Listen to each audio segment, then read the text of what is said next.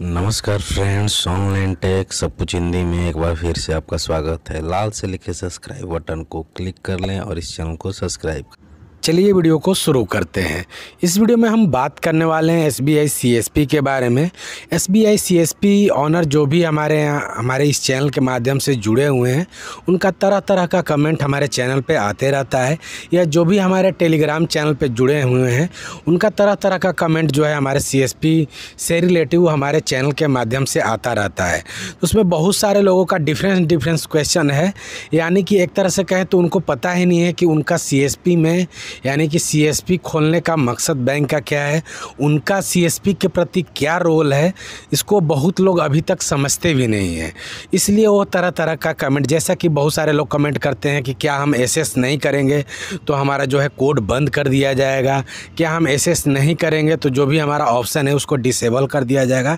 इस तरह से तरह तरह का लोगों का कमेंट हमारे चैनल के माध्यम से और हमारे टेलीग्राम चैनल के माध्यम से आता रहता है। तो यहाँ पे हम पूरी प्रोसेस, यानी कि जो भी हमारे CSP का रोल है, किस वजह से हम CSP ऑपरेट करते हैं, किस वजह से जो है बैंक CSP प्रोवाइड करती है, और RBI का इसमें क्या रोल है, और गवर्नमेंट का इसके में जो है टारगेट के पीछे क्या रोल है, उसके बारे में हम इस वीडियो में बात करने वाले हैं। तो चलिए वीडियो को शुरू करते हैं। वीडियो को शुरू करने से पहले अगर आप इस चैनल पर पहली बार आए हैं तो वीडियो के नीचे लाल से लिखे सब्सक्राइब बटन को क्लिक करके इस चैनल को जरूर सब्सक्राइब कर लें, ताकि SBI CSP से रिलेटिव एंड CSC से रिलेटिव कोई भी अपडेट आती है टेक्निकल या टेक से संबंधित या कोई भी नोटिफिकेशन, तो उसका समय समय पर मैं वीडियो अपलोड करता रहता हूं। यहाँ पे बहुत सारे लोगों का कमेंट आता है कि क्या हम ये चीज़ करेंगे तो हमारा CSP बंद हो जाएगा। तो सबसे पहले हमें ये जानना होगा कि ये CSP है क्या। सबसे पहले यहाँ पे हम बात करते हैं CSP को क्यों बैंक ने लाया था। तो यहाँ पे RBI के जो है गाइडलाइन के अनुसार, यानी कि RBI ने ये आदेश दिया था बैंकों को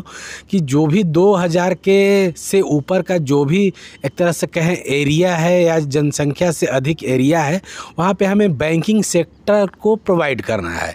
तो यहाँ पे बैंक ने किया कि अपना एक अभिन्न अंग कहें या एक तरह से कहें अपना CSP आउटलेट प्रोवाइड करना प्रारंभ कर दिया है, यानी कि एक एजेंट के रूप में वहाँ पे पहले तो यहाँ पे जैसे कि अभी आप CSP ऑपरेट करते हैं, पहले ये एक तरह से कहें तो एजेंट को अलॉटमेंट किया गया, कोई भी एक आदमी को एजेंट बना दिया गया जो कि जहाँ के भी लिए वो अलॉट था, उस एरिया में घूम घूम के बैंकिंग सर्विस के बारे में जानकारी देता था। जिसको अकाउंट खोलना होता था वो ब्रांच तक उस कस्टमर को लाता था और उसके बाद उसको बैंकिंग की फैसिलिटी दी जाती थी। लेकिन धीरे धीरे ये अप्रूव हुआ सारी चीज़ें और एक तरह से कहें तो CSP आउटलेट में परिवर्तित हो गया, यानी कि CSP ग्राहक सेवा के रूप में परिवर्तन हो गया। उसके बाद जो भी हम बैंकिंग से रिलेटिव यहाँ पे जो है सारी चीज़ें प्रोवाइड करने लगे। और यहाँ पे बात आती है कि हमें टारगेट इस तरह से क्यों दिया जाता है, यानी कि जो भी हम करना चाहें या जो कस्टमर कराना चाहे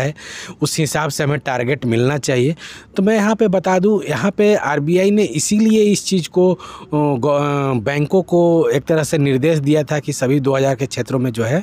इस चीज़ को बैंकिंग सुविधा प्रोवाइड किया जाए, जिसके तहत जो भी गवर्नमेंट की स्कीमें हैं उससे एक तरह से जो भी लोगों को जोड़ा जा सके। जैसे कहें कि आप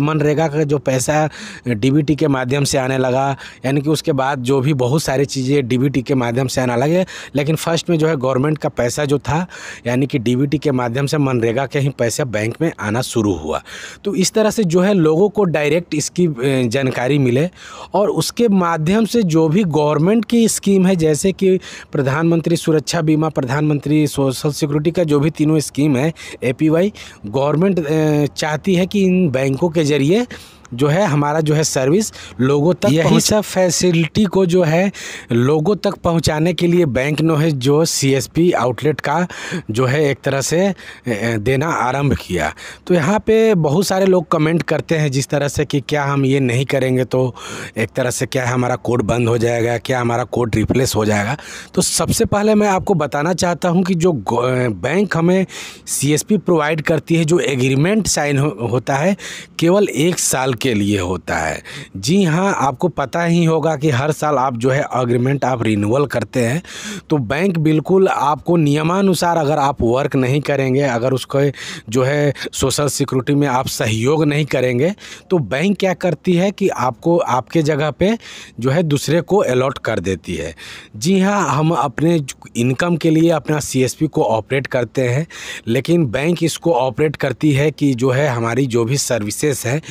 उसको हम लोगों तक पहुंचा सकें और जो भी गवर्नमेंट का स्कीम है वो लोगों तक पहुंचा सकें, ये बैंक का टारगेट होता है। लेकिन उसमें हमारा स्वार्थ ये है कि हम अपने कुछ इनकम के लिए, यानी कि जो भी हम इनकम करते हैं, जो भी हम कमीशन के रूप में प्राप्त करते हैं,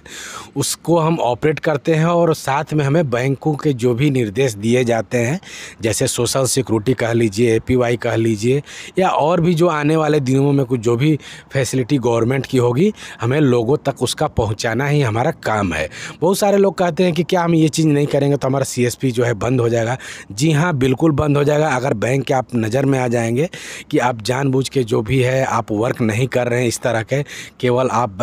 डेबिट क्रेडिट कर रहे हैं और जो भी गवर्नमेंट की स्कीम है, यानी कि बैंक चाहती है कि जो भी गवर्नमेंट का स्कीम है वो जन जन तक पहुंचाया जाए, अगर वैसा आप काम नहीं कर रहे हैं तो निश्चित तौर पे बैंक आपका जो है कोड को बंद कर सकती है और एक तरह से कहे रिप्लेस कर सकती है। तो ये हमें जो भी है गवर्नमेंट का स्कीम है, इसमें कोई हमें सहयोग करना है और साथ में जो है अपने अर्निंग को हमें बढ़ाना है, ताकि हम इस जो है सीएसपी आउटलेट को सुचारू रूप से हम चला सकें। ये कोई बैंकों का अपना जो है कोई भी टारगेट नहीं होता है, गवर्नमेंट द्वारा ये टारगेट को दिया जाता है, जिससे कि जैसा कि आपको पिछले दिनों में देखा होगा कि आपको एक तरह से कहे तो आज़ादी का अमृत महोत्सव के रूप में हमें कुछ टारगेट मिले थे एसबीआई सीएसपी में, और ये जो है एक तरह से गवर्नमेंट का इस पे पूरा मॉनिटरिंग था, जिसमें कि हम लोग जो भी सहयोग हो सके पीएमजेजेवाई, पीएमएसबीवाई और एपीवाई हम कर रहे थे, और जो भी हम कंपनी से जुड़े हुए हैं उसका भी काफ़ी प्रेशर था कि हम इस तरह के जो है वर्क है बढ़ चढ़ के हिस्सा लें। तो इस तरह के समय समय पर जो है गवर्नमेंट द्वारा इस तरह के स्कीम को लाया जाता है, यानी कि मॉनिटरिंग की जाती है, जिसमें कि हमें हिस्सा लेना चाहिए। अगर हम ऐसा नहीं करते हैं तो जो भी एक तरह से जो भी हमारी कंपनी से हम अटैचमेंट है, जिससे हम एग्रीमेंट साइन किए हैं, उसके नज़र में हम आ जाते हैं कि हम जानबूझ के जो है इस तरह के वर्क नहीं करते हैं। तो आने वाले दिनों में अगर आपका इसी तरह का रवैया बना रहेगा तो आने दिनों वाले में आपका निश्चित तौर पे कोड को बंद किया जा सकता है, कोड को रिप्लेस किया जाता है, क्योंकि नियमानुसार जब चाहे कंपनी आपकी और या बैंक चाहे जब चाहे अपने बीसी को